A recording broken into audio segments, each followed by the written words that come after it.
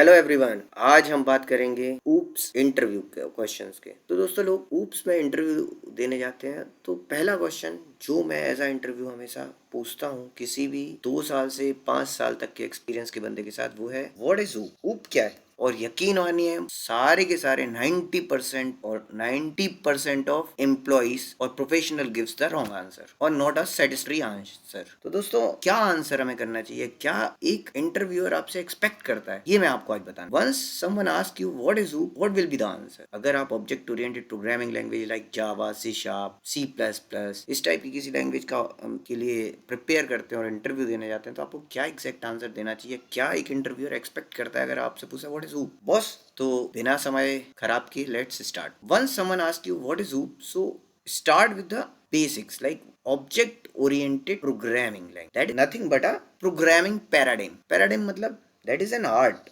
right? That is an way to program, way to think, right? oops दूसरी languages like structured या फिर हम कहें किसी प्रोसीजरल प्रोग्रामिंग लैंग्वेज से बहुत अलग है। Not because there are 4 pillars.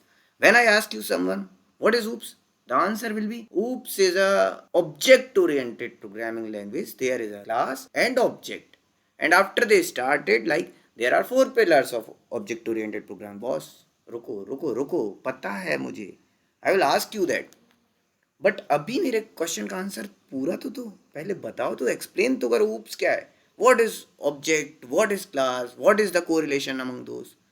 That is what I want to listen, or someone who's taking your interview wants to know कि तुम्हें क्या पता भी है, do you know about that art, do you know about in which way we will program in oops kind of languages.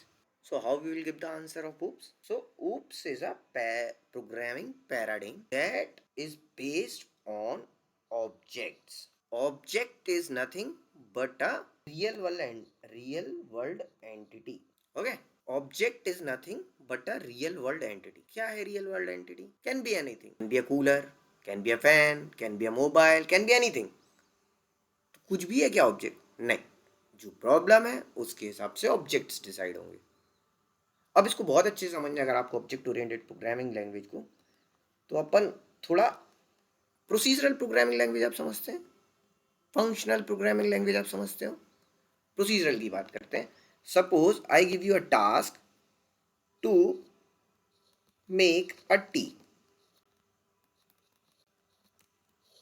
Right? अब someone give this task in procedural way, क्या होगा procedural way?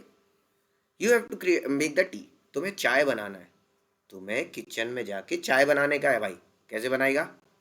You will start.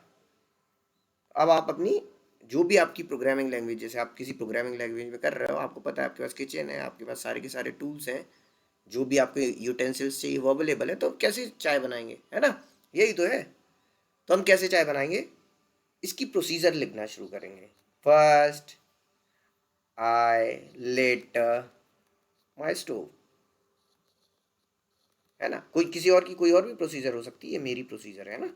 Second, take an utensil. Utensil इसलिए बोल रहा हूँ क्योंकि ढंग की क्या इंग्लिश मीनिंग मुझे आता नहीं, है ना भाई, हिंदी मीडियम से पढ़ा बंदा हो। टेक एन यूटेंसिल्स, ठीक है।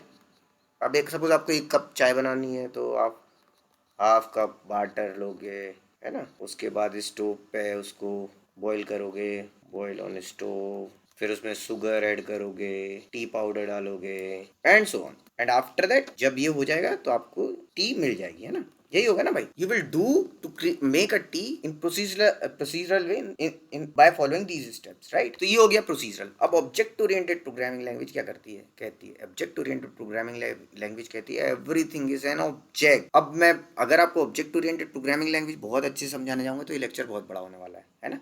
क्योंकि मैं आपको ऑब्जेक्ट बताऊंगा, फिर क्लासेस बताऊंगा, फिर अब मैं आप मानता हूँ कि आपको ऑब्जेक्ट क्लासेस ये सब समझ में आता है, कि आपको पता है object contains properties, right, and behaviour and methods. अगर सी शार्प की बात करें तो जावा में भी मेथड ही होती होगी। प्रॉपर्टीज यानी एट्रीब्यूट्स, और प्रॉपर्टीज तो एट्रीब्यूट्स या फिर आप क्या कहोगे डेटा टाइप्स, जो डेटा होता है, क्या कह दो डेटा, ठीक है। तो ऑब्जेक्ट में प्रॉपर्टीज बिहेवियर होते हैं। चलो मैं वापस आता हूँ, ये सब तो बताने की चीज है। तो आप first you have to find out the objects, those are participating in that particular program. तो आपके पास एक किचन है, किचन में बहुत सारी चीजें हैं, उनमें से किसको आप ऑब्जेक्ट बनाओगे, किसको प्रॉपर्टीज बनाओगे, किसको मेथड्स बनाओगे, this art you have to know, right. अगर आपको ये आता है तो आप ऑब्जेक्ट ओरिएंटेड प्रोग्रामिंग लैंग्वेज को समझ सकते हैं ना। Wait a minute. तो ऑब्जेक्ट ओरिएंटेड प्रोग्रामिंग लैंग्वेज का प्राइम ऑब्जेक्ट है कि आप कैसे प्रोग्राम में ऑब्जेक्ट आइडेंटिफाई करते हो, एट्रीब्यूट्स आइडेंटिफाई करते हो, है ना, उनमें कैसे कोरिलेशंस बनाते हो। और इन सारों के बियॉन्ड आते हैं आपके चारों पिलर, है ना, लाइक एग्रीगेशन। अगर पिलर्स के बाद भी बात करें तो अभी चलो इनहेरिटेंस बोल देता हूँ, एब्स्ट्रैक्शन बोल देता हूँ, पॉलीमॉर्फिज्म बोल देता हूँ, इनकैप्सुलेशन बोल देता हूँ। सारे